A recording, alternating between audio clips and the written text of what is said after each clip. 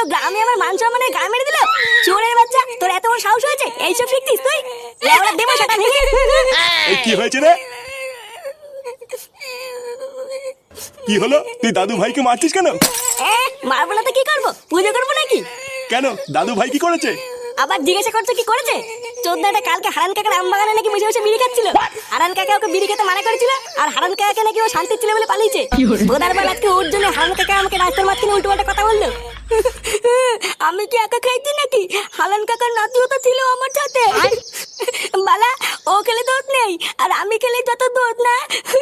কি বললি চোদনা? যত বড় মুখ নেই তত বড় কথা। তুই দাদু ভাইকে বকতিস কেন এইভাবে? বাচ্চা মানুষ এটা ভুল করে ফেলেছে, তো কি হয়েছে? কি হয়েছে মানে? লেওড়া তোমার জন্য আজকে এতবার বেড়েছে।